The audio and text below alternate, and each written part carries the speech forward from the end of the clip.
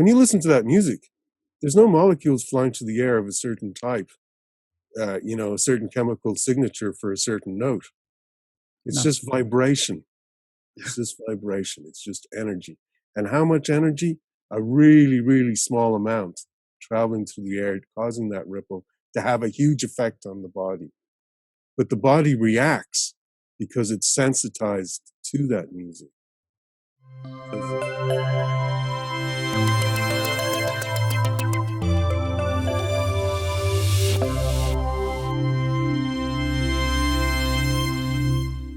Welcome. I am Anders Bolling, and this is Mind the Shift. In this episode, we will explore our perceptions of reality and our connection to nature around us, a connection that we easily forget about in this modern world. My guest today is Karl Moore. He has a PhD in physics and has specialized in developing optical instruments to measure the interaction of light and water, and has worked on projects at the Scripps Institution of Oceanography at the University of California. He's also a licensed homeopath, and he has recently written a book called Nature's Twist: Water and the Spirals of Life. His passion is understanding nature, health, and the human potential. Karl is also a friend of mine from the podcast community. He has a podcast called Made in Nature. Welcome to the show, Karl. Thank you very much, Anders. I'm delighted to be here. Tell us a little bit more about your personal background. You live in Ireland now, but you have a background from in America, haven't you? Yeah. Well, I was born in the States, and I moved over to Ireland when I was about 10. Went through school, went back to the States when I was 23, 24. I worked at a Hughes aircraft company, working on military sensors. I did that for about 4 years, came back to Ireland. I did a PhD in building spectrometers, light systems to go in the water. After that, I went back to the States. I was in Miami, did a postdoc there, and then I was back in California again for about a decade. We're at the Scripps Institution of Oceanography. So that was really great. So I had a career right up until Scripps. I came back to Ireland during the Celtic Tiger, and things were a little bit more difficult here, despite the fact that it was a Celtic Tiger. So I ended up, as something that had been on my mind and I had a bit of money, I decided to study homeopathy because it was... You did that in Ireland, or? I did that in Ireland here. I did a 4 years course. So I did it as a practitioner, but I was also quite curious because all the physicists were saying it can't possibly work. It's too highly diluted. There's nothing in it. You're crazy. I know. So that just got me going. Yeah. So I say, well, there's so many people in India, 10,000 students graduate a year in homeopathy. Homeopathy is used with conventional medicine. It's dovetailed in.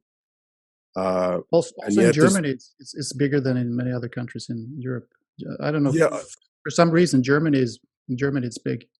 It must be because that's where probably the founder of homeopathy came from. Oh yeah, that's true. Samuel Hahnemann, but he had to move around quite a bit too because he was,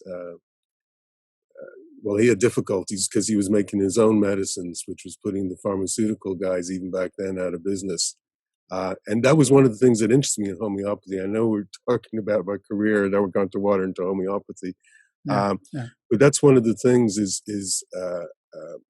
water has this incredible ability, which is quite perplexing to people because for a long time it's just been considered a simple water molecule. But it has. So your interest into this was your interest came when you were working with these things in California at that university institution? No. It was so yeah. You did work with water and light, the interaction of water and light. So you had Yeah, some insights into the properties of water already at that time. absolutely, Anders. Yeah, and there wasn't I wasn't studying anything in homeopathy. The two things were separate.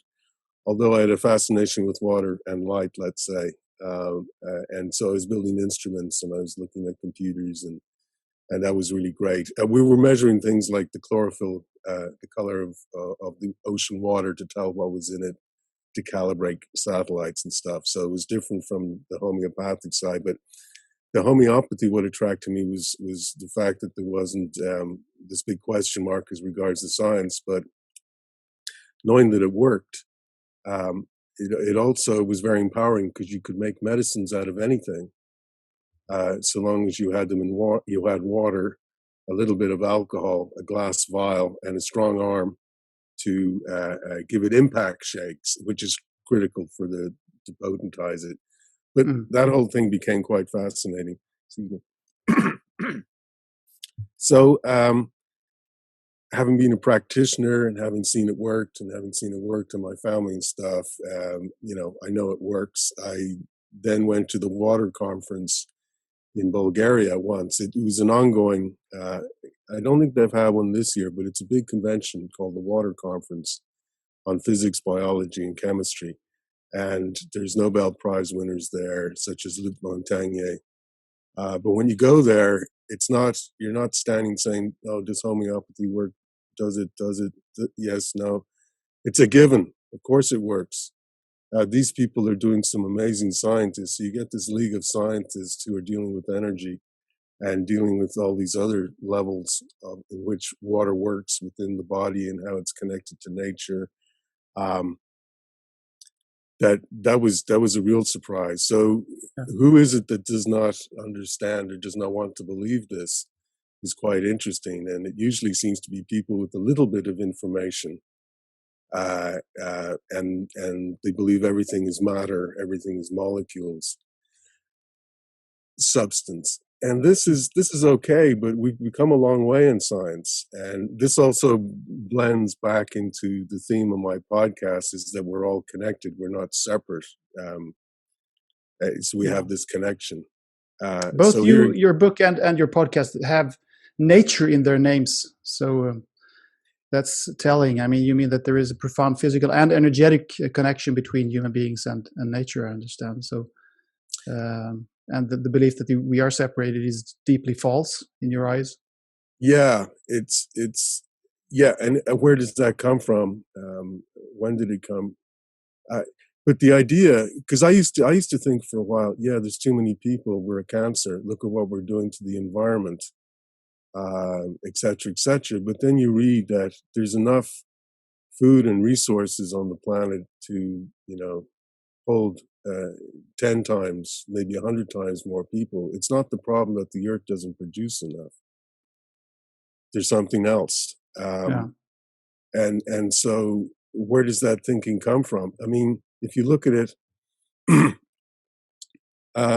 if we've been with nature all the time, we've evolved with it. Our biology has integrated. Excuse me. It's even our mitochondria in our cells. They have symbiosed. They used to. I can't remember the exact details, but that was a symbiosis of one organism infiltrating another, and then they decided to work together, where one would produce the energy, the other one would gather the food, as it were. And so, but our whole system is made up of these symbiotic relationships. Our immune system is viruses and bacteria. When you think about that, it becomes quite profound in what we're subjected to today as regards this particular virus that's taken hold of the world. Of course, viruses can take us down and make us ill. But the fact that this one has been so difficult to deal with, it has so many question marks on it. It becomes quite a curious matter. For example, I know that with tuberculosis, it has about the same number of, fatalities, 1.5 million a year, which seems to be on par with the COVID-19. And yet, Well, it's still not up on those levels. I think it's less than 1 million fatalities yeah. so far, but it hasn't been going on for a year. So you might be right. Yeah. Well, I was extrapolating actually. So I think Yeah. it's about 600, Same. 700,000 have died from COVID, and we're about 6 months in. Double that, Yeah. and we're up Yeah, you're around. right. So that's where I was You're right. coming from. So, but we're not being forced to wear masks for tuberculosis. So there's lots of questions about it, I and know there are so many I know. theories and so much discussion about it. So well, which is very interesting. I'll try to scoot around it, but it's just the idea that when Mm, they report 50 to 80 times more people had it than they thought had it, and they don't show any symptoms, then yeah. the science should be focusing, why? What's different about these people? And Is it their immune some system? scientists are Yeah, actually of course they are. Of delving course into they this. are. So it's not just one narrative, but there is a main narrative, of course, and there are thousands of others. Yeah, Uh, yeah. Well, that's what I was talking the main narrative, and of course, there's lots of great scientists out there doing good work. But unfortunately, their voices aren't getting out there. But anyway, getting back, our body is viruses and bacteria. Our immune system is. So we know how to deal with these things at another level. I suppose I'd like to think that our immune system, if it's educated, it will be able to deal with this. We produce antibodies for anything. We have these little slits in the back of our tonsils that sample everything that comes in, analyzes it, and then produces an antibody if it needs to. So this is where the body is continually learning about its environment, and it needs this stimulation to keep the immune system strong. Um, and of course, when we're isolated, we're cutting ourselves off from nature. That our immune systems aren't getting stimulated. So you can see there's a whole negative side to actually avoiding these things. Because at another level, there's an argument if it's a virus and it's this contagious, there's nothing we can't really stop it, and there's lots of science out there to show that the masks do very little.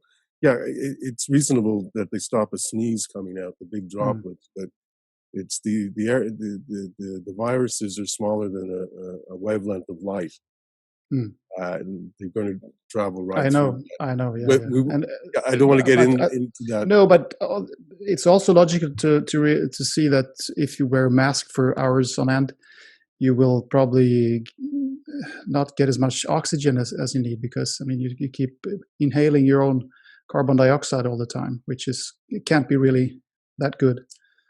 So Well, there's that, and if you have any illness, you may be amplifying viruses because you're breathing them back in again. You're mm, incubating them. mm, So there's many arguments. Another one I heard is some of the masks that they use in hospitals.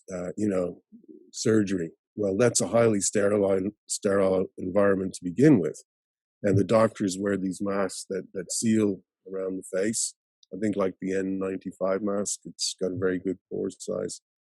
yeah. But their environment is supplemented with a positive pressure to overcome, the resistance to breathing in. There's a Oh positive yeah, yeah, pressure, yeah. Okay. and it's supplemented with oxygen. Yeah.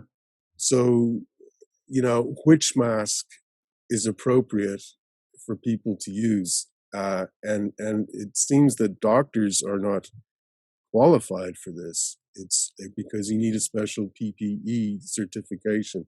There's quite a lot to wearing a mask to make sure that the person is wearing it for a period of time does not get sick, does not trigger some illness in them. Yeah. So not Yeah, I any think old also mask. the reactions to this pandemic is the most interesting feature, because, as you say, we've had viruses always, and there are millions of viruses out there all the time, and there is nothing. In some ways, there's nothing in particular with this virus, apart from the fact that it hasn't never been seen before. But I mean, there are so many out there, and so the reaction, the world's reaction to this is the most interesting Oh thing that yeah, is happening. yeah. The illness itself is not particularly fascinating, really. Well, that's in my feeling comparison too. to the whole scheme of things going on out there. Yeah, yeah. And this goes back to the way ideas are carried in society. And I'm fascinated about, for years, now this is revealing some of my own bias here, but I think another one that didn't quite stick was the climate change Mm. fiasco. You know, we don't need to go into that, the hockey stick. I might get sued for talking about hockey stick. Okay, Um, I know what you're talking about, and yeah, yeah, I kind of find that fascinating too. And I'm not a hardcore skeptic, but I know there's a lot of exaggerations out there. yeah. It's just to me. It seems like we don't hear about climate change at all anymore, and No, it's like, because of this, yeah, it's like yeah, there's only one disaster narrative going on at the time for yeah. some. We and it seems like with the lack of aircraft in the skies and the pollution and the contrails that they produce that affects the reflectivity of the earth. If you have all these artificial clouds in the sky, it's Mm. going to affect, it should, uh, Yeah, but it's a that small, only make it's a small effect, a few percent of the whole yeah, thing, I think. or even smaller than that. But Smaller than that. Mm. I would imagine there'd be a lot of great data for scientists to use, because now you Sure, get, one day there is all this stuff and now there isn't.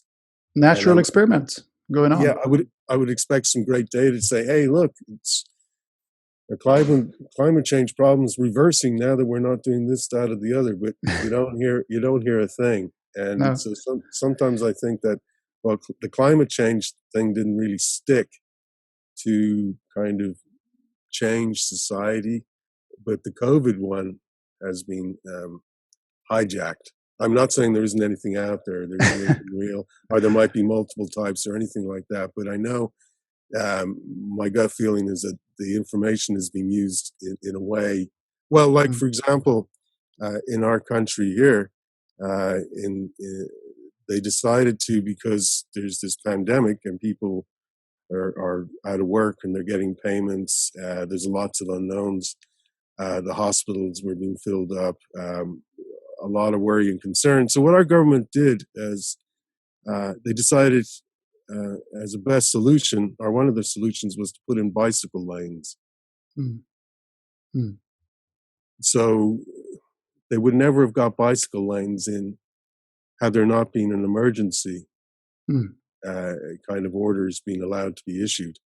But bicycle lanes have very little to do with a pandemic. Yeah. Uh, so I wonder if, so the COVID-19 is being used to do things that politicians wouldn't It's true, and normally. goes both ways. I think some are scared that this is some kind of conspiracy from forces, dark forces above us that are ruling things that we don't see. I don't buy into that myself, but I know some people are talking about that. But on the other hand, you could also maybe perceive it as some kind of what do I know? The universe wanting humankind to make changes at this time in history where it's appropriate that we do that. We need to change a lot of things in our systems anyway. We know that there are a lot of things that need to be changed, and this is an opportunity to do that. So I don't know. I know as little as anyone else where this is leading, but one has an inkling, a feeling that there are some big changes happening, some shifts happening because of the pandemic or just because of the time that we're in. But as you say, I mean, the bicycle lane thing is one example, and there are others. The whole economic system is, of course, on the table now.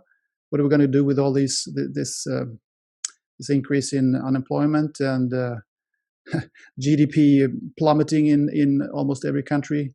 Maybe that shows us that GDP isn't that important, really, because it's just a measurement. It's just a bunch of figures. Maybe we'll Yeah, come out of realizing that, okay, we didn't really need that kind of economic system that we had. Maybe we need something else. So, I mean, there might be some really good things coming out of this and some bad things. Who knows? It's just extremely interesting what's happening. I was, after our little conversation offline, I was thinking further on the idea that this is a very unique time, and it's almost because we have so much information. And I was saying we have so much information we don't see it, whereas in all other times we had too little information. Yeah, But now we have so much information that we could go through and we can cherry pick any yeah, opinion or viewpoint to back up our perspective, our agenda, whatever.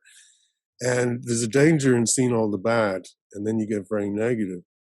But you could also go through and pick out all the good things. Like, for example, if you have 5G and it's coming with this microwave and there's bad frequencies and all this, the other side of it is you don't get people poaching elephants anymore. hmm. Because they can be tracked. Yeah. You know what I'm saying? So, Sure. I mean, you choose your reality. I think everyone yeah. has the possibility of choosing their reality. And as you say, we have so much information now that it's probably easier than at any other point in history for humanity for human beings to choose different realities. Because as you say, the information is too massive anyway. You can't fathom it. No, we can't, and the leaders of nations can't. They're just human beings like you and me. They don't have a clue. We're all stuck in the same point in the continuous now that we are living in, and nobody has a clue what's going to happen in 2 minutes. President Trump doesn't know it. Terrorists planning an attack in Syria doesn't know it. I don't know it. So we have all the same choice, so to speak. We can just choose. Some say it's naive. You have to see all the problems that's happening in the world. But, well, of course, it's a good thing to know, to be informed what's happening around you. But you can still choose not to walk down that path, because what you send out, you also get back. I think that's kind of how it works.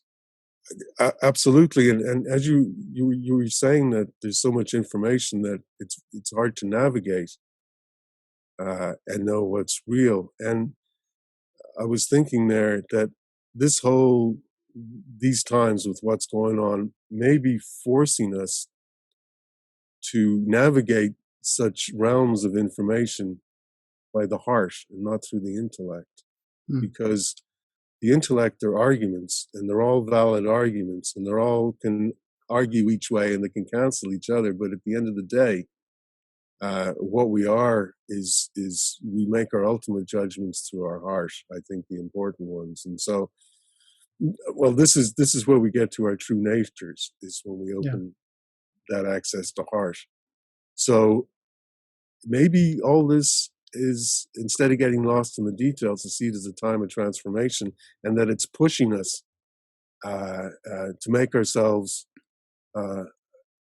better, in the sense of more spiritual and realizing who we are. Because for me, anyway, up until the COVID-19 thing, it was like, yeah, I got time. I'll do this. No, mañana. But then when it happens, you have to, shit, I don't have time. Am I on the fence or am I on the other side? Where am I? And you have to, it's a time of decision making. I think it is. I think the only way you can do that at this time, because it's like almost like the information is made to be confusing. And so, the argument with the masks, just quickly, they weren't invented this year. Masks have been around a long time for the prevention of contagion. It's well researched. They know about it. But the way the media are treating it, it's like it's the newest thing, which, what, when, how far. Yeah. And so it's almost, everything is confusing. I even call this the age of no resolution, because we now have wars and we don't even say we're going to war. So there's this, we're being placed it's the same thing every time some big disaster or something that is perceived as a disaster happens. I was talking yesterday actually, with a very interesting expert on migration, and we were talking about this flow of refugees that arrived in Europe in 2015 and 16, and we hardly even remember that now because things happen so fast. We've had 2 or 3 crises since then, but then that was a really pivotal moment in European political history, and there were so many new decisions made. And the same thing happened at that time, that the media was depicting this as something completely new, and oh, how are we going to do this, and how are we going to cooperate? Are we going to close the borders or not, or can we handle it? What laws do we have to change? And I mean, not only the media, but all the decision makers, and everyone acted as if this was something completely new. It wasn't. There have always been waves and migration has been a human feature since the beginning of history. So it's the same thing now. I think that the main difference is that time is spinning faster. Things are happening faster and faster and faster all the time, and that's of course a reflection of the amount of information that we have and the communication revolution, and that we are integrating. The whole world knows. I mean, we know in real time what's happening on the other side of the planet all the time. So that's the difference. But the reactions are fairly similar. Well, it's interesting you say that, we can contact with, people anywhere in the world now, and it's real easy. But you hear stories of, I don't want to use an incorrect word, indigenous people. Yes. Like the Kogi Indians in Venezuela. They live up on the mountain. I forget the name of it. And, excuse me. And you mean the Sierra Nevada de Santa Marta in Colombia? That's the one. That's the one. I make it sound like you didn't up it. I've been close. I never walked up on the actual mountain, but I was on the coast. Ah, okay. Excellent. That's in Colombia, actually. Is it Colombia? Okay, okay. It's been a while. It's been 30 years since I read the book. So I got Kogi Indian right. But what they would do is, as far as I remember, like they would get some of their children, select ones, and they would put them at the very top of the mountain in the kind of a room. And on the mountain, because it's so high up, they'd have different crops because it would be different climates. And so at the top, they would reserve it for these special children, and they keep them in darkness for the first 7 years of their life. 7 years. And then they take them out and, well, they'd be overstimulated, I guess, but they had the chance to go in for another 7 years. But the idea was that these children, or these people who would live like this, they became so sensitive that they would be used by the tribe or the peoples to find out what was going on in the world. Mm-hmm. They would be connected. Interesting. And so they knew what was going on in the world, the deforestation. They knew all these things because these people that they'd selected from birth were informing them of what was going on around the world. And so but like a natural internet, so to speak. They natural internet. Access to the other realms. Yeah. Exactly. And so this is, I call it, the natural internet. Mm. And so you have empathy. When you prayer or intention's being shown to work around the world too. So we have this ability to connect around the world already. I mean, it's not Facebook style. But we have, so this fascinates me because we have this ability within us where we're actually connected and people use it. But that's been shown throughout the ages too. Mm. We had the witch burnings, but they were healing people with natural herbs. Yeah. Or anything that's not done in the name of that religion has to in the name of the Matrix. That's the Matrix coming down, trying to control this. So, in one sense, humanity may be becoming atrophying, forgetting who we are, and we're becoming really reliant on technologies that in and of themselves are great. But it's like we don't remember that we also have these tremendous capabilities. In a few generations, we may forget this. And so one of the things about why is this? Is this our own laziness? Is this organized? Is it just because the way market forces go? Maybe it's as simple as this. And there's natural correcting cycles. But that's my main thing is to try to remember that, because I've been in nature. I've had experiences where you understand things. You get a sense of Yeah. knowing. I was going Uh, to ask about that because I mean, this talk you have about us being connected to nature, it sounds quite a bit like you mentioned the Kobe Indians in Colombia. It sounds a lot like teachings from shamans and other spiritual leaders among indigenous peoples around the world, and also actually Eastern philosophies. So, have you been inspired by any of those? That's one oh question. yeah, You have. absolutely. Mm. What I find really interesting is the indigenous religions seem to reflect physics best, with this idea of connectedness, Yeah. and that consciousness can go and be anywhere. Uh, I think that's really powerful, and it's just So you've sometimes had people. yourself also transcendental experiences that have shown you these other realms also. Yes, yes, yes. And another thing in my podcast that I didn't really accentuate, and one of the things I've been thinking about in the last week, is that we have everything in nature to bring us back into balance. And one of these things that perhaps I've not talked about or I've forgotten about is the use of psychedelics, Yeah. natural ones. These are not used as crutches. These are not fun time sort of things. In indigenous societies, these are approached, at a certain time of year after a certain preparation with a certain state of mind and a certain belief system, and then it can be very empowering. And you've heard people talk about ayahuasca. Yeah, the DMT I think is the active And substance. DMT is another one. It's in everything. So it's not the I, same thing. Ayahuasca isn't DMT, or is similar. it's different, but I know with DMT, from what I've heard, is you can take it as a snuff. You might Okay. have seen the guys in the jungle blowing it up each other's nose, and they go off into another world. Maybe that's what they gave me when I was in Ecuador once, walking around in the jungle. There was an Indian guy who took some leaves from a bush there and pressed out a liquid in his hand, and I got some, and I did that. As you said, I sniffed it, but it Uh, didn't. I didn't reach any spiritual no, realms, okay, but it felt good. It felt more like, I don't know, cannabis maybe. It was oh, okay, I felt okay. There relaxed. was, yeah, with this stuff, they go off into a completely other world for 15 minutes. Because DMT is in the body, our body knows how to break it down, so there's no trace after 15 minutes.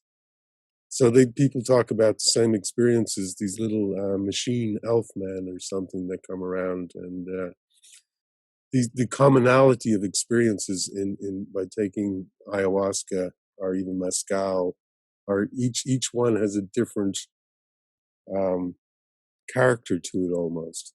And so then you have psilocybin with the mushrooms, and Yeah, that's. I was just listening to. hallucinogenic. What's the word? Yeah, hallucinogenic, but they also Hallucinogenic. there's some people like Terence McKenna, who's passed now for a while. He was a big a pioneer in this area, and he believed that the magic mushroom was instrumental in man's development of his brain, Hmm. because they might have grown in the savanna grasslands and we might have eaten it. It gives better acuity and vision, good for hunting. It also makes you slightly horny, which is good for reproduction. Hmm. So you have all those qualities. So his argument was that the mushroom could sort of separate man out and allow him to develop his mind and his consciousness. But they Interesting also theory. do these things connect one, and they teach one that everything is connected. Um, and Did you try yourself, for instance, yeah, ayahuasca? Yeah. no, never ayahuasca. Okay. It would have been the magic mushrooms. Okay. And well, here we go. Yeah, so when I was in California, I used to go out to the desert for periods of time, and in search of God, quote unquote. But it was just I found that being out in the desert in nature incredibly empowering after a few days. The first 24 hours, you're going, why am I out here? What am I doing? I could be at home watching TV. Yeah. And then, and then, 24 hours, 48 hours later, you're just thinking, should I make a pot of coffee now or in an hour? But as time goes by, you think about something. It was like the wind would blow. You get these confirmations, or a bird would fly over. It sounds Yeah. complete nuts. You can because you. This is the Well, sign of I have schizophrenia. experienced something to the effect of that. I mean, I haven't been out in the nature for that long periods of time, but I mean, for a day or so, I've been out without meeting anyone, just listening to the wind and the birds. So I can understand what you're talking about.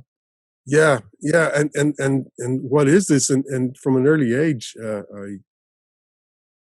when I was learning how to drive, and I come up the mountains here in Dublin, and I knew it was a beautiful scene. It might have been in the mist and the trees and the valleys.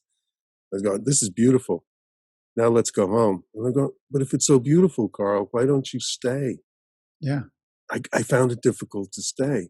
So what I decided to do was that I would outweight myself. I would stay there, even though I didn't want to, and see what would happen. So I sat quietly for 20 minutes without moving.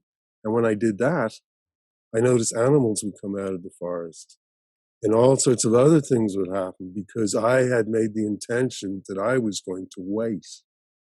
yeah, I wasn't there saying, come on, show me what you got. I was going, no, in your time, you yeah, tell me. And I learned how to outweight myself. And so when I go into nature now, my head might be buzzing with ideas, but I say, no, just let your body talk. Let your body do the talking with the leaves and the trees and the birds and whatever. And and then I would start to feel really good inside because I'm out there. I might walk on my bare feet and everything. And then my mind would sort of go, hey, this is really good. I like this. Before it was like, I have to think in a certain way. Because you're now bringing up the idea. I wonder if a lot of people want to connect to nature, but they have no idea how to. Because that was my thing as a yeah, yeah. young I guy. think it's interesting the way you put it, that you were there and you wanted to go. You didn't want to stay, but you also didn't. You wanted to stay, but you didn't want to. So it's like two yous, if you see what I mean. Very One good. part of Yeah. you, I think, well, it sounds a little bit like many others. um, I don't mean many other spiritual teachers, but many spiritual teachers have said this, that there is a higher self and there is an ego mind and all that. So one part of you, the ego mind, probably tells you that no, you don't have time to stay here in the desert anymore. You've been here for 48 hours. You got to go home to do some important stuff, or watch TV or whatever. And some other part of you, which is probably some kind of higher entity, higher part of you, wants to stay. So there's a little struggle there. I think you describe it almost as a little struggle between the two parts of you. Yeah, and that is true because I've got to also realize that at certain points in my expeditions, uh, I'd come to the realization that everything in my life had come to that point to make that realization. And it can sound a little bit uh, peculiar, but it was almost like it was a deeper, bigger aspect of myself had guided me, the little self, to this realization. Yeah. So I could understand the bigger self and the little self as though the father and the son, almost Hmm. trying to put it in some sort of context where the father would be everything, the deeper, unlimited aspect of oneself, or of the earth, or of the universe. But for me at that moment, it would be the bigger, deeper self. Maybe it's equivalent to the subconscious, maybe more. Maybe its roots go deeper, it goes right into Yeah. the cosmos. It's And where the really little when. part of me, Yes. Sorry. Go ahead. yeah, it's just the little part of me is the one that's being captivated by the rules and regulations, the doings of man, and stuff like that. So we get into habits. It's the habit mind too, where you feel that you have to be doing something, some paperwork, some form, some dish to wash, some lawn to mow, um, Yeah, but there's this whole other side that's greater than your life, and that's another thing that I discovered being in nature. These things start to separate out because you have time. exactly. And I think that's the coolest thing that happens when you're out in nature. And it's very similar to meditating. I assume you maybe practice that too. Yeah, Yeah, because yeah, I try to do it every morning. It's most of the time it works pretty well, but sometimes it doesn't really. But yeah, it's I think there is no, like Joe Dispenza has said, there is no such thing as a bad meditation. You just sit there.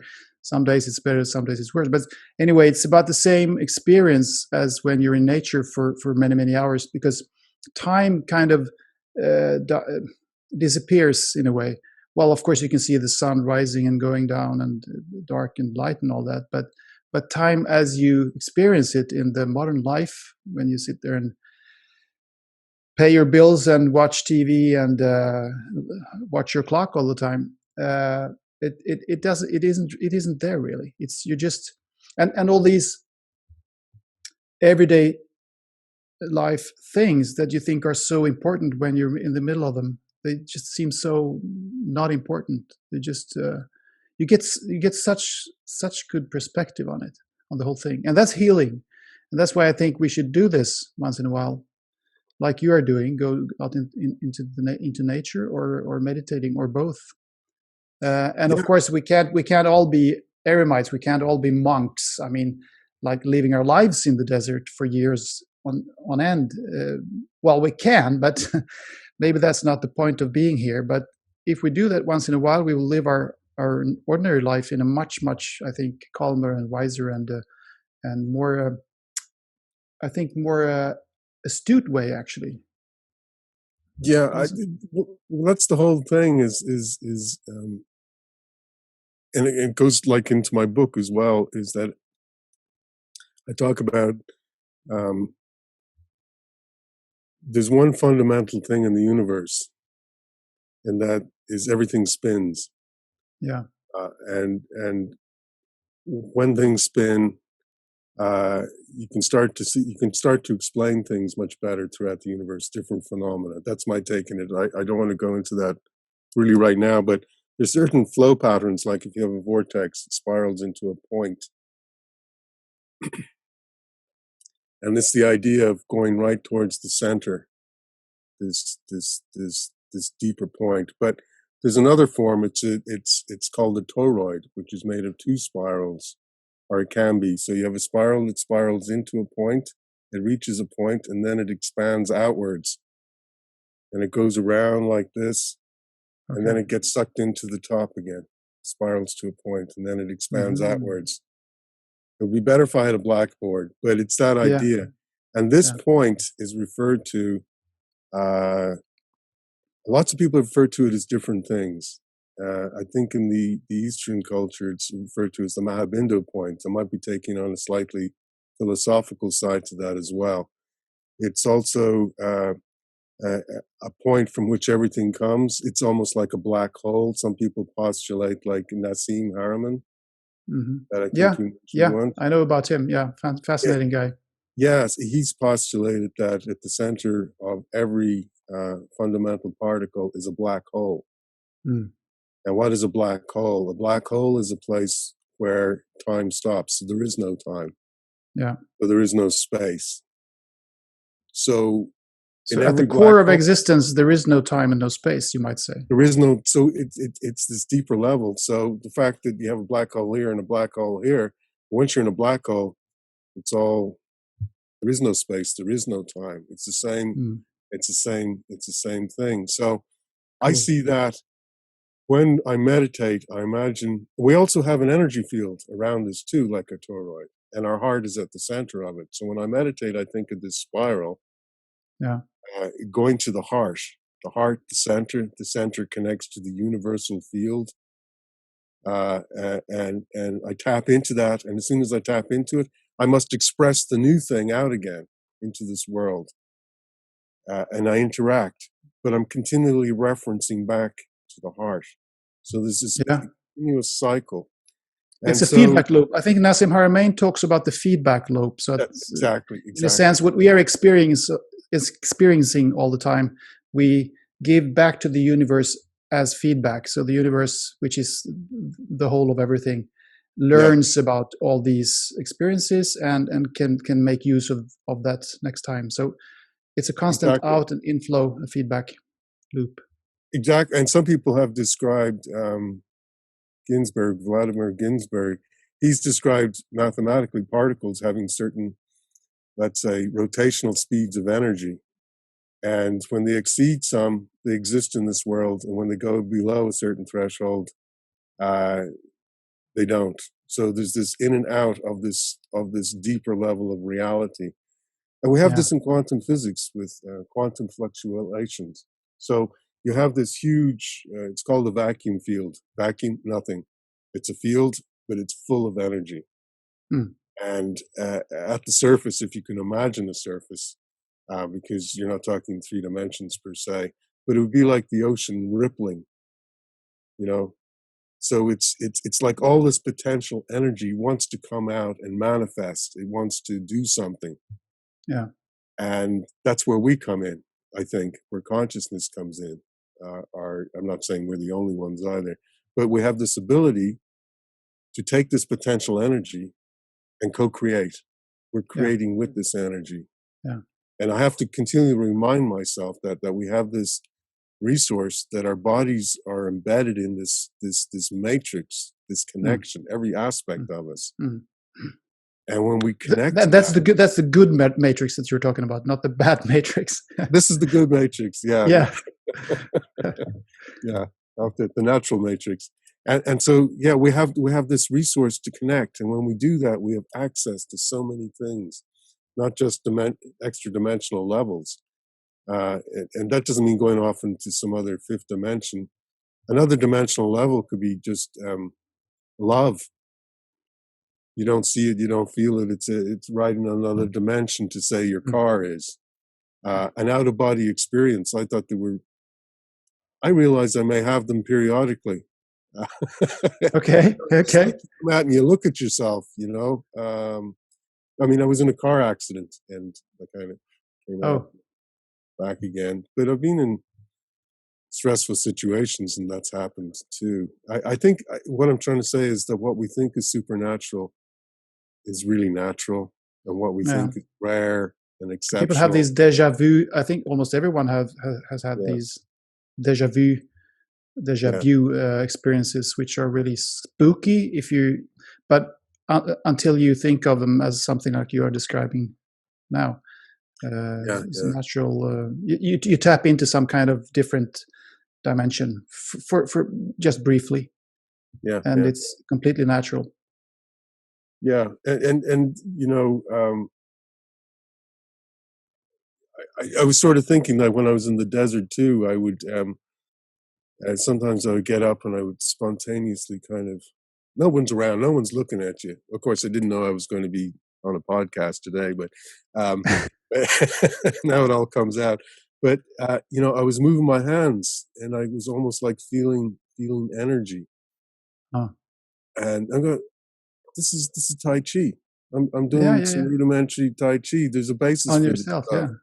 Yeah, but sometimes you get to this state, and it's very intense, and there's instances when flies were bothering me out in the wilderness, and I asked them not to, and they And they complied. stopped. Mm, They landed on my fingers and watched me, and that's that was beautiful. bizarre. I tried it a week later, and I was slapped out of that same place, uh, uh, because I think what happens is sometimes these hallucinogenics and stuff, they're not to be approached Mm, with you should do it as though you're approaching God. That's the way you mm, should look at it. And mm, then they teach. And I'm only saying this now because it's become very clear to me, having listened to another podcast with Aubrey Marcus. I believe Brian Rose was interviewing him, and he was talking all the wonders of psilocybin. And he was talking to, I think it was basketball players and stuff, and won the NBA, and mm. and whoever it was saying, well, one of the best times of my life, well, that was it, but it was also being on the beach having taken magic mushrooms with my friends. And you go, Yeah, whoa, but so there's something very special about them, but yeah.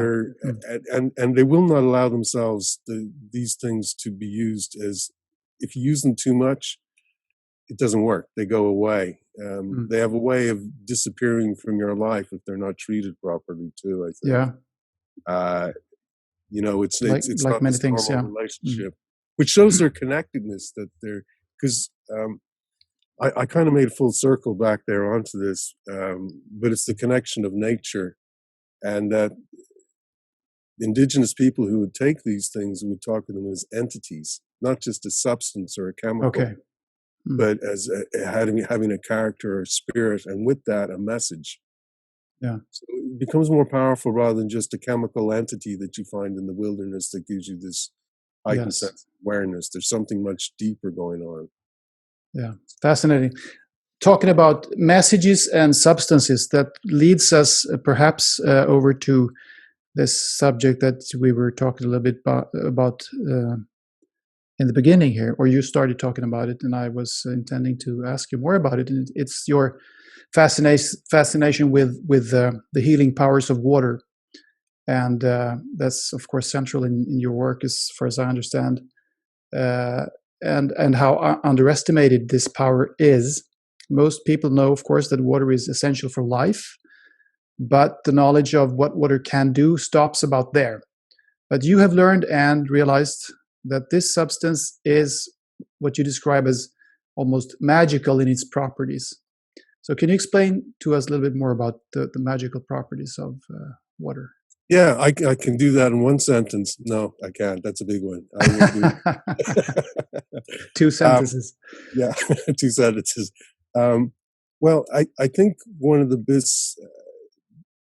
misnomers, if that's the correct word, is to think of water. Water has been taken as a simple molecule consisting of two hydrogen atoms and an oxygen, H2O. And in your average glass of water, you just have all these H2O molecules jostling around, and that's it. It's a simple molecule. So when biologists were examining the cell to see the contents of the cell or measure their electrical properties, they would desiccate it. They would dry it out to get rid of the Okay. water Mm-hmm. and keep the important stuff. And so they measure the cell as a kind of an insulator. But when you have water in it, and you start to look at it as a living thing, and you measure it, it becomes a semiconductor. So Hmm. this makes huge properties within the body right there. Yeah. It's also some experimenters have got extremely pure water, uh, really like a million times more pure than a thing called milky water, which is really, really pure. But what they did was they found that the water molecules were forming a double helix, pure double helix, Like the DNA like the DNA. So spiral.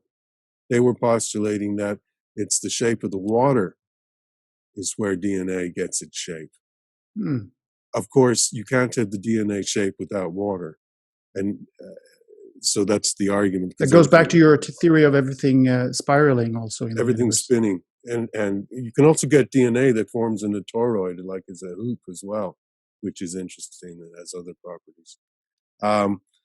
But what's really, and this sort of goes into homeopathy, what's going on there, because as you dilute it, you're just left with water and none of the original substance, and yet it becomes more potentized. What's going on there? So Yeah. it's a Let's go transfer into event. homeopathy. It's been ridiculed a lot, of course, because, as you say, I mean, diluting a medicine to the point where it can't be detected anymore. How can that be of any help? People say, and I mean, from some superficial standpoint, that's logical to ask you that question, of course. But but you have a different story. Well, yes, this idea being stuck on matter is a big mistake, because you can get a huge healing effect without any transportation of matter or transference of it. For example, if you listen to music, and you can have music that you like, and it uplifts you, makes you feel good, Right? You can listen to music that pisses you off and you want to turn it off. Mm. Music has an effect.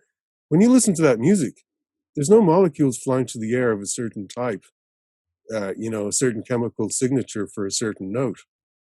It's No. just vibration. It's just vibration. It's just energy. And how much energy? A really, really small amount traveling through the air, causing that ripple to have a huge effect on the body. But the body reacts because it's sensitized to that music. Because it knows it, it hears it, it's had an effect, or it's in the audible range, all those reasons. Same with homeopathy. When you prescribe a remedy, if it's not the right one, it's not resonating. You don't notice it. And so one of the things the practitioner of homeopathy has to do is try to find the appropriate vibration. And he does that not looking at vibrations, but taking characteristics of the person, how they are in the world. So if you go in and you have a pain in your stomach, and it's been there for a while, the homeopath will ask you things about your sleep patterns, Okay. your skin. Do you perspire? Are you thirsty? All these other things, as well as, of course, the thing you came in for. But it may even go in things that you like or things that annoy you. It's to get an idea of how the person is in the world, how they are perceiving their world. And then they can find a remedy, which is a vibrational, acts as a vibrational stimulant or antidote, if that's the correct word. But it matches it so that it stimulates that person, because we've described the sweet spot, the sensitivity of that person. So so the remedy will work. Now I got a little, it wasn't explaining so good there towards the end, but it's like finding the right note. And that's what a homeopath does. And if they don't get it right the first time, that's still a lot of information, because they know So not to go. the homeopath writes the piece of music that this patient really likes and resonates with. The person writes the music, the homeopath finds where the note is missing. Okay. And then, good analogy. yeah, that'll be kind of the idea. But getting back to the water, so what's happening in the water? If it's all H2O molecules, well, it's only recently that have scientific instruments been adequate enough or sensitive enough to show this, is that the molecules, depending on the environment in which they are, will hook up, will join, weak van der Waals forces. They join up and they create these new configurations containing hundreds, if not millions, of water molecules in a certain way. They can form balls, spheres. They can also form coherent domains where you get millions of water molecules all oscillate at the same time in the same way. And this does things. It changes the energy state of the water. It also makes all the electrons available to power biochemical reactions. But these were not there before. They didn't think of water as being able to supply energy, because in order to get an electron from water, you'd have to supply an awful lot of energy, ionization energy, to release that electron. So they never thought water really had anything to do with energizing the biology of the body. But with the new science, finding What did they think about water? Did they think anything about the fact that 70% of the body consisted of water? Yeah, there was nothing. It's like, it reminds me of the way doctors or scientists a couple of 100 years ago just dismissed the brain as being anything other than some kind of muscle to keep the ears in place or something like that. The brain was just, they kind of dismissed it completely. It's a little bit like that, I think, when you describe it. They just dismissed the water when the water was actually the thing. We'd throw it away, and this is the whole thing that does these wonderful things in our body. But anyway, the coherent domain might be at work in the homeopathic remedy, but water does other things in really small spaces. For example, they found, and this is Jared Pollack, the University of Washington. He's a great scientist. He's been forging ahead in this area. He describes it as the fourth phase of water, but that's been around for a while. And it's a state which water configures itself. It's between a solid and a liquid. So it's a gel, and it's called easy water, which stands for exclusion zone water. And because the H2O molecules join up together so tightly in an arrangement, they push any impurities out. But when they do this, and they do this near a hydrophilic surface, a water-loving surface.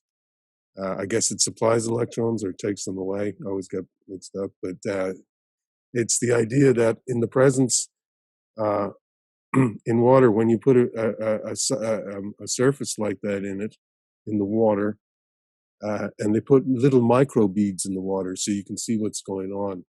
So, in other words, if these water molecules are joining together and pushing impurities out, you should see none of these microbeads in that area. These microbeads would be like really, really small, but you'd see them elsewhere, but not in the gel, in the easy zone. So they could see this under a microscope, or not even under a microscope in certain instances, that this exclusion zone would increase, and it would increase more when you shone infrared light on it. And when they created the same surface, this hydrophilic surface, I think it was called naphion, when they made it into tubules and they shone light in it, they noticed that the water would flow through it spontaneously. So light was causing the water to move through this really small tube. The whole point of this is that light, our body is filled of small spaces, and all biological surfaces, I believe, are hydrophilic. So they are creating these energy zones. They're pushing out the solutes, and when on one side of it it's neutral, on the other side you get an electric charge, because you're pushing all these things out. They're aligning each other up. They're no longer random, so you get a voltage difference of about 100 millivolts, which happens to be the same as the electric potential on a cell membrane, which is quite interesting. But this might also explain, like, where an infrared sauna might be good, healthy, because it gets the lymph system to flow much better, because you're shining the light, causing this a greater flow through. But it might also explain how we are getting energy in our bodies directly from our surrounding heat, which may explain things like breatharians, people who claim to live on the earth without having eaten anything in years. Yeah, that's kind of fascinating. I've heard about that too. Yeah, and some people say there's 3,000 people. I've looked at it, and some people, they say, oh, they cheated and all this. But forgetting all that aside, easy water, what water does, it definitely becomes an engine of power by reconfiguring itself. Are mainstream scientists looking into this now, or is this fringe? Well, there are scientists looking into this. Yes, there is. There are far and few. This isn't mainstream, but there is science being done in this. And I quote the water conference, all the people at the water conference. And so there was some people coming up with lots of quantum theories of what water does and how it behaves. And when water spins too, I had to connect that with homeopathy, what was going on. That might be a whole other thing. But the Russians, in spinning, they used to talk about torsion fields. And torsion fields would have extra dimensional properties, where they would use torsion fields to communicate across great distances. And what's a torsion field? It's a field that comes from any spinning object. And there's another thing that people don't realize, that when something spins, it self-magnetizes. Okay. So for a long time, you have mechanical engineers and physicists looking at spinning objects, defining them in terms of particles rotating, completely ignoring an electrical aspect, that it self-magnetizes. Now, when you couple those two together, when you spin, you get electrical charge. And then you get electrical charge. If it's on the earth, you're also in a magnetic field. You get all these other electrical effects that Yeah. propagate much further than the field itself, because you can deal with potentials and all this other stuff, higher dimensional stuff. So the whole world opens up into this hugely connected thing, and water is at the basis of it. Yeah. Yeah. Well, Um, it's getting a bit technical here, but yeah, as we say, water is at the basis of it, and water, everyone understands water. So I think that's really fascinating to think of water as this almost magical substance that has these properties. So, but maybe the EZ water that we were talking about is not directly applicable to homeopathy, but or maybe indirectly. Anyway, you've seen firsthand that it really works, and how have you done that? I mean, you're a practitioner, so you've seen on your patients that it heals them. yeah, yeah, myself. My father, um, he was not doing so well about 11 years ago. He was on Xanax, and Okay. I put him in touch with somebody, and homeopath he was offered in 6 weeks, and he's because he was, yeah, I'm criticizing the pharmaceutical drug here. um, but Yes. it's like anything, you know. Mm. It's how it's used, and it wasn't suiting him at all well, Mm. because it suppresses anxiety and then it pops up again. That's one of Yeah. the difficulties I've heard from people. So once you're on it, it's hard to get off it, because you need it to keep everything at bay. And if you don't, then it all comes up again, the But, anxiety.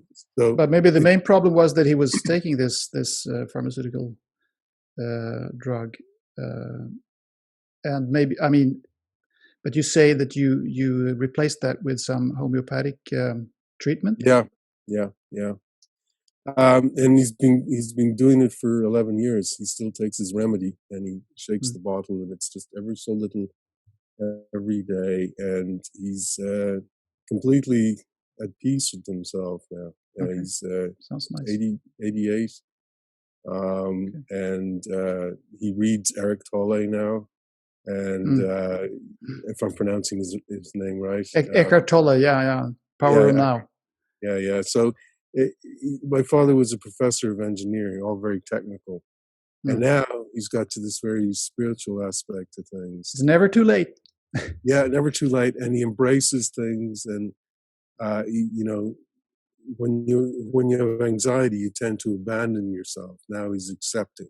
He meditates, all this sort of stuff, and I was going, wow, this is great. Now, Yeah, is it all homeopathy? Probably not, but it did make a difference. I did see yeah, it. There's other supporting factors too, but and there's life. It's never just one thing. Just like illness doesn't come from one thing. You're that's true. predisposed because your Mm. immune system is weak or whatever, and then something comes on. So in the Yeah. same sense, so I've seen that. Just earlier on, I'm just thinking of a friend. I was down having a cup of coffee, and he hurt his back, and he would, homeopathy, homeopathy, no, just take one. Can I? And he was drinking with his coffee, and usually you try to keep them separate. Yeah. But I said, no, we're going in. So I said, try this remedy. And he went up to get the milk or something, and came back, and he did this movement. He went, it's gone. It was like literally 30 Really? seconds. Yeah, that's 30 seconds. that's wonderful. Yeah. Yeah, but I've also had lots of times I go, no, nothing happened. There's that, because I may not be prescribing correctly, and it becomes, they say it's more difficult to prescribe for yourself, Mm. because you have a view of yourself that may be different than the Yeah, reality. that's true. Where, And I'm not going to yeah, criticize your methods or homeopathy or anything like that now, but you know as well as I do that the thing called placebo, the placebo effect is powerful, because it's what it yeah, is the self-healing ability that we have, which I think is a wonderful thing. So I think you shouldn't ridicule placebo effect. So I mean, if you believe in what you're doing is going to help you, if you truly mm, believe it, I mean, in your heart, you're convinced, you can almost see yourself as a healthy mm, person, as a vision, then you will absolutely. get healthy. That's my conviction. That's it. They say the most medicinal forms are 30% placebo. Yeah, I've And, heard and that too. Yeah, and so, but you can imagine if you give a pill, whatever it is, and say you're going to die in 3 weeks, are you going to be better in 3 weeks? I mean, the feelings that come with it, yeah, you know, it's very important because how you deliver, even in how you give a remedy, is part of the medicine. it is. Yeah, it You is. know, and what's interesting in homeopathy sometimes, uh, you know, during class they're saying, "Oh yeah, but what if the patient comes in late and stuff like that?" And they go, "Well, that's all part of who they are. You know, look at the bigger picture. Don't say, oh, they're late and I won't have enough time to do their case. No, that's a valuable It uh, is. symptom, as it were. Or if Mm, they always wear black or something, what's going on? You know, so it's everything is good, as it were. You can read everything into it. It's not like, oh, that's not right. No. You just look at it from a different perspective, and that's exactly. what's fascinating about. And homeopathy can also be used for agriculture and plants with Hmm. almost the same symptomology, meaning that I'm not too good at the agrohomeopathy, but if the agrohomeopathy, let's say, has red spots and is very thirsty, and it might be a remedy like belladonna, I'm not sure. But if a person has red spots and thirsty, and you might give them the same remedy. Yeah, So it's not like a completely different drug. It's based on the same energies that are being presented, the same underlying issue. And it doesn't matter if it's a person or whatever, it's a living organism that responds. yeah, And I it's find all that, energy anyway at the core of yeah, it. exactly. And so when you root everything in energy and vibration, this doesn't seem so strange anymore. Even the fact that remedies have no molecules in them, they don't need Mm, to. They're recording the information in their configuration, their molecular configuration. mm. That might be one way of thinking of it. Do you think mainstream medicine is getting there eventually? I think I think it needs to come off its horse. I think it's realizing that it's coming to a roadblock. Having said that, you know, the diagnostic tools in medicine are just incredible. And if you have a broken leg, you know, you put it in a splint before you take a homeopathic remedy. Yeah, However, However, if you take the homeopathic remedy, your bone might heal quicker. You know what I'm saying? So yeah, it's you need to see where one is used and where the other is used, and that's how you get the best match. Because if you just do diagnostics and you have pharmaceuticals, I see pharmaceutical as being a large chemical dose that pushes a certain type of response. Whereas homeopathy, it's a bit of information in which the body chooses to respond to or not. So one is where you're supporting the body, giving it what it needs to become stronger, where the other one is just forcing a chemical reaction within the body to get a reaction, whether that's suppression. Sometimes it's good to suppress the body reaction so that the body can go heal itself. So mm, it's not all bad in how it's used, but I think where its big problem is in the chronic administration of pharmaceuticals to manage one's health. yeah. I don't want my health managed. I want to be better. Mm, mm, You mm, know, I mm, want to reach a level of cure. I want to reach a level mm. of having gone beyond it. And so I think, of course, there's lots of money to be made in selling drugs every week or whenever they need to be, and not Yeah, that's a having that. problem in itself. Yeah. And so, is there some guy at the top who's, counting his money and is ringing his, no, Mm, I don't think that. I mm, think it's a collective.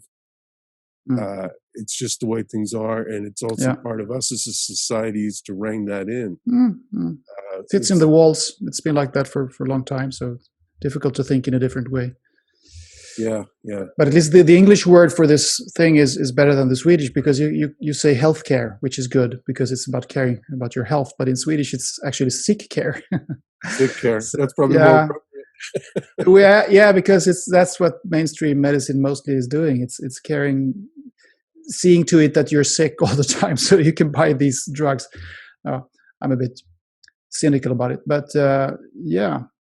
this has been a fascinating and super interesting conversation. I think we can go on for hours, but maybe you can come back on the show so we can continue talking about, all these other things. I wanted to ask you about the technology development and AI and things like that, but I think it will go a little bit too far this time. But finally, I just wanted for you to summarize a little bit what drives you in this work that you do, and what do you want to convey to the world? Big question, but if you have some kind of a summarizing idea, what it is that's driving you here. Yeah, what motivates me?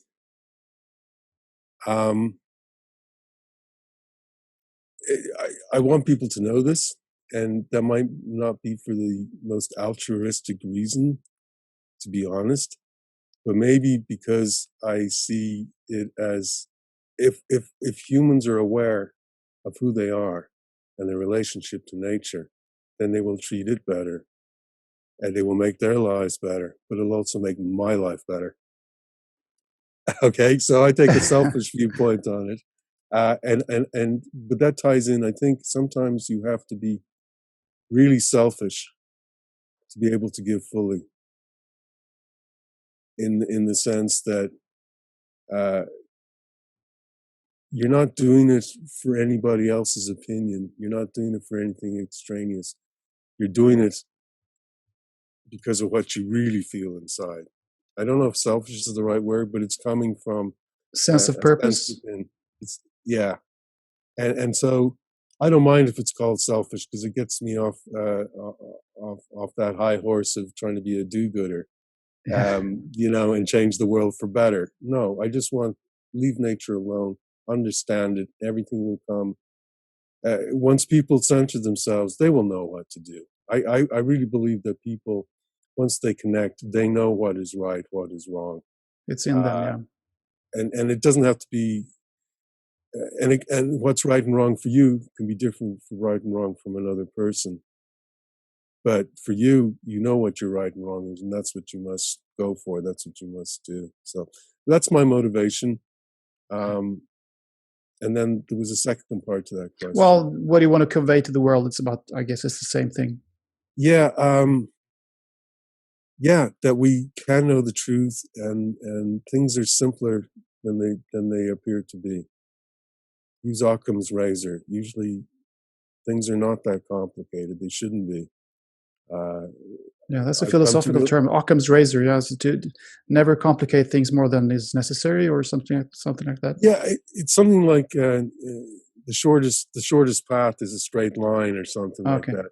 Yeah, I've forgotten the actual definition, but it's something, just cut to the chase. Don't go around all over the place trying to get it. Just if it's a duck, call it a duck. This sort of thing. If it quacks like a duck and smells like a duck, or whatever it is, it must be a duck. Probably is a duck, yeah.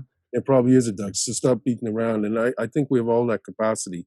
And I think that's the capacity that we must learn as individuals in this time. I think the whole transformative energies that are on the earth right now, not to see them as out to get you, but as a wonderful opportunity to connect to that deeper level within. And when you do that, you connect to the deeper level without, throughout the whole. And that also gives you a sense of peace. Wonderful. Wonderful, Karl. And where can people now find your book and your podcast? Okay. My book is Nature's Twist, Water and the Spirals of Life, and that's on Amazon. Okay. You can get them in both the UK and in the States. And my podcast is Made in Nature Podcast, and I can be on Facebook, and I'm also in the moment doing a website by the same name. It's not up, but it should be very soon. That's www.madeinnature.com. Perfect. Thank you. Thank you, Karl, so much for being a guest on the show. Thank you, Anders. It's been an absolute pleasure, and I hope to do it again sometime. Thank you. I hope to. Bye-bye.